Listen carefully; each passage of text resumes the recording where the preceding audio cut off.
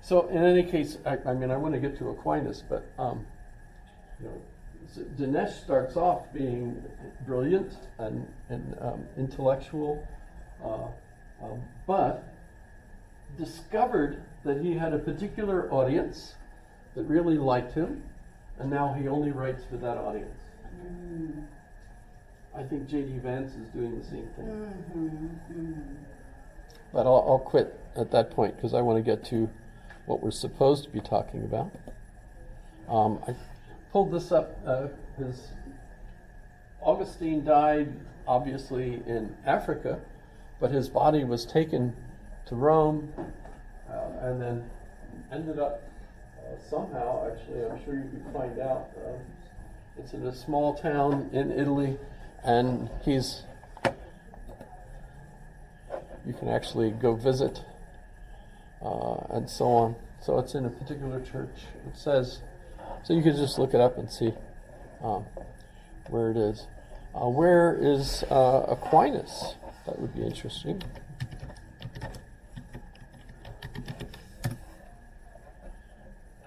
Toulouse.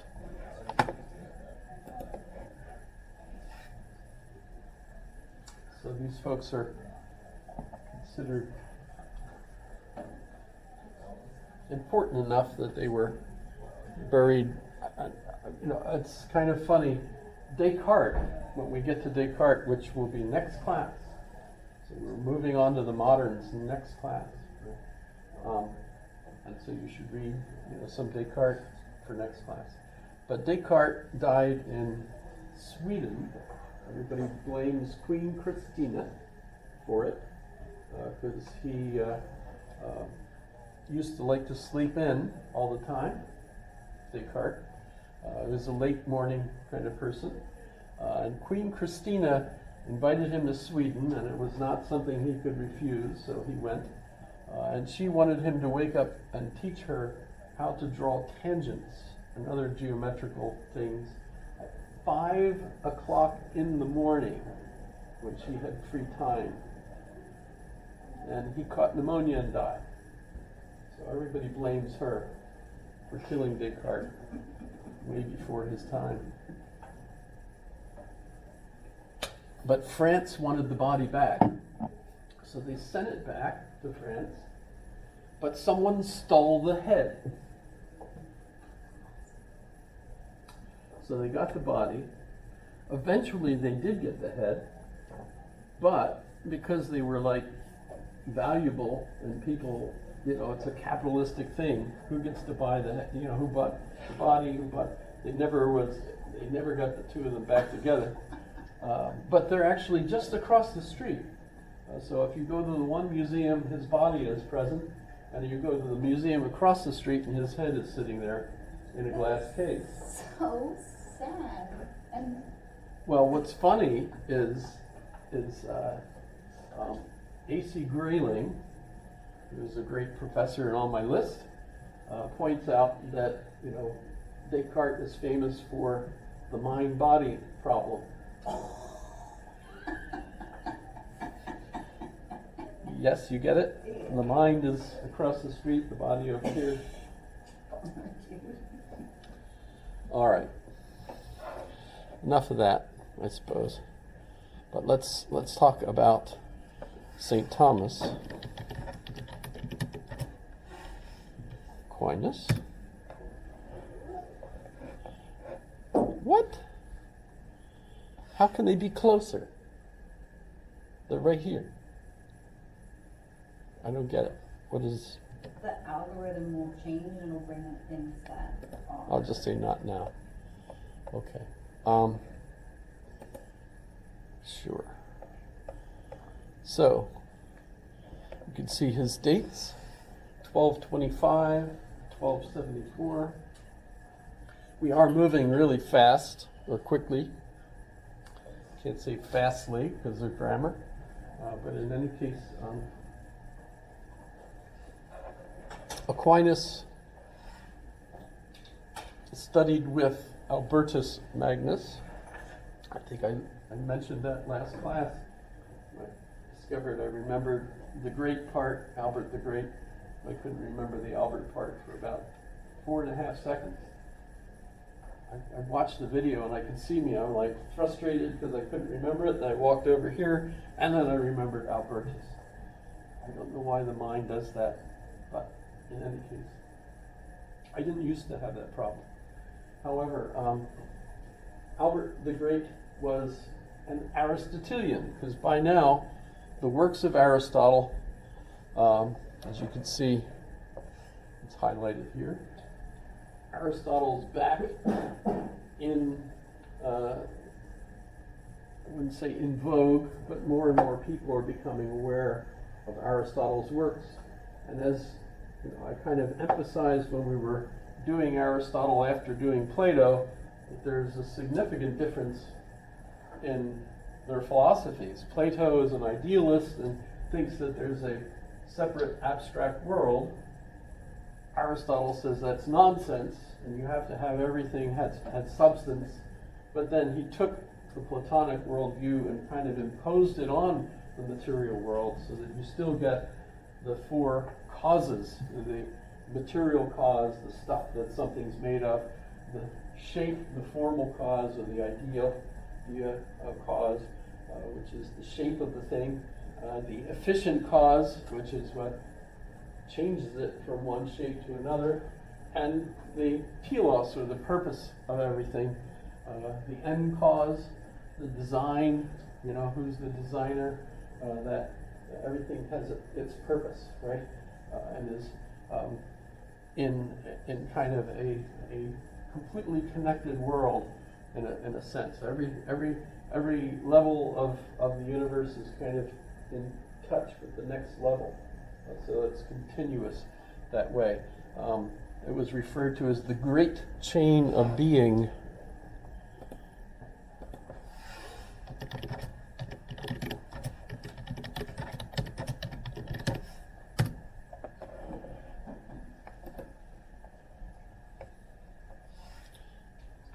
There's even images that shows everything's interconnected.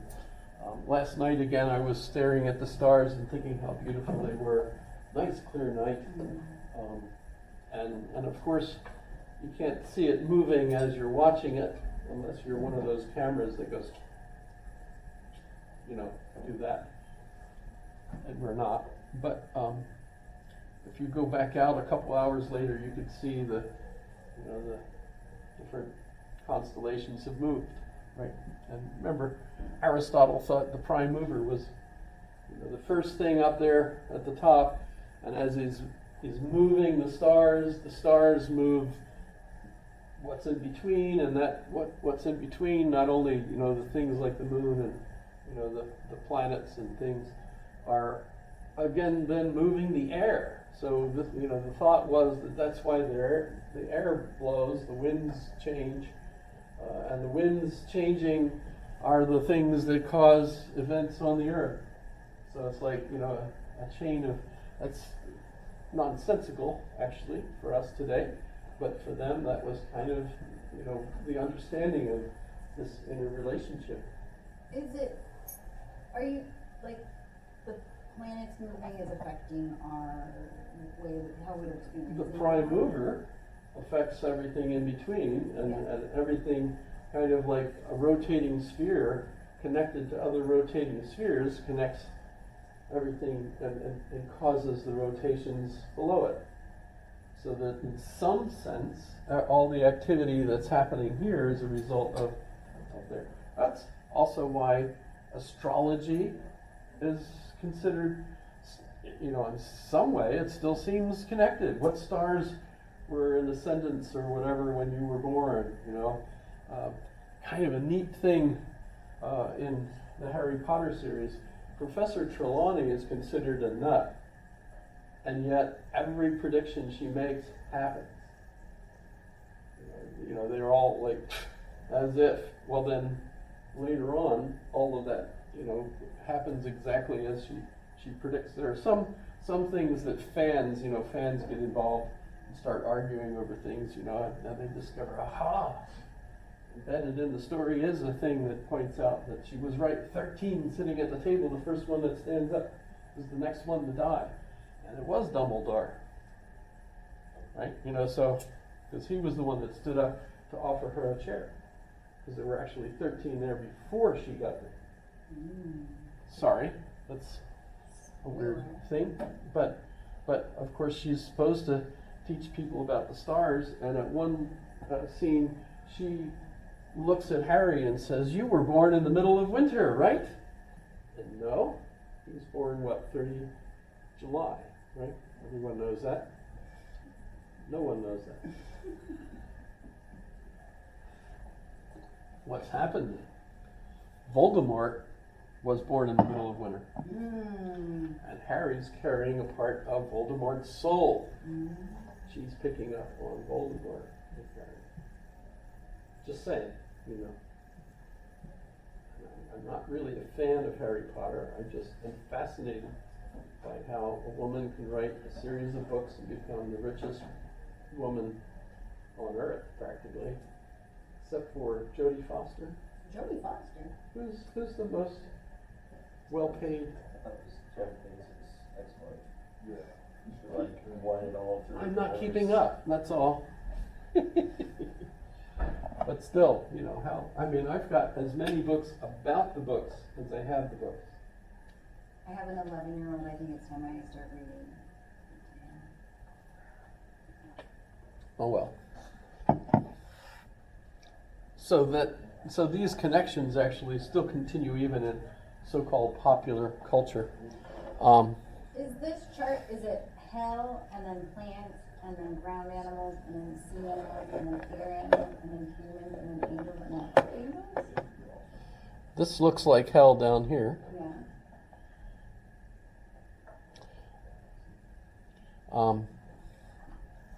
Remember, they didn't think the world was flat. I don't know where that ever came into our popular culture, that the world was flat. Maybe uneducated people thought so, but so it would have been down in the center of the earth. In fact, let me show you this one. This is Galileo drawing of hell. So Galileo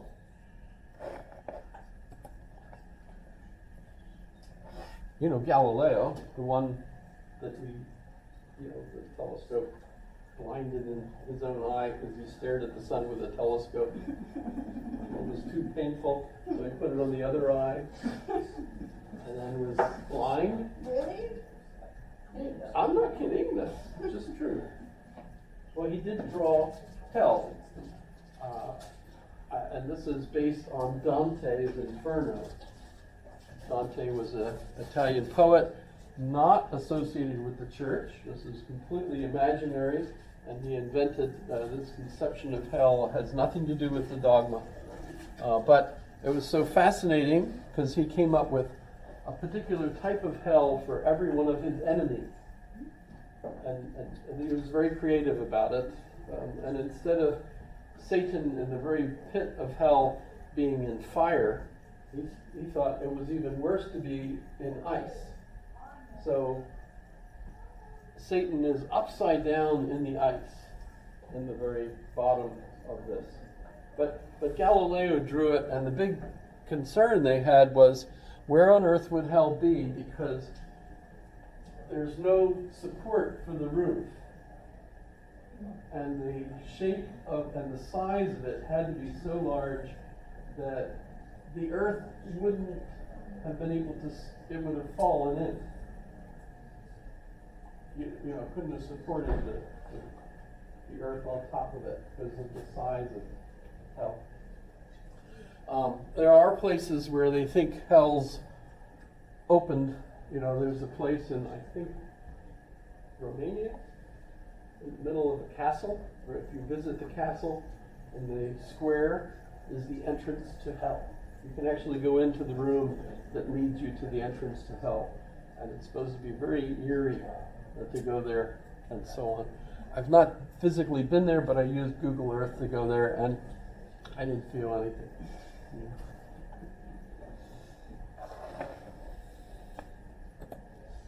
Okay.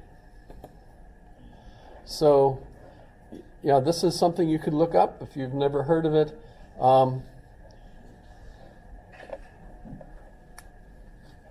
There's like an interconnection between everything. And notice the different levels of angels. Remember, there's choirs of angels? And that's because each different level of angels which push different. Angels are the planet pushers. They're pushing the various things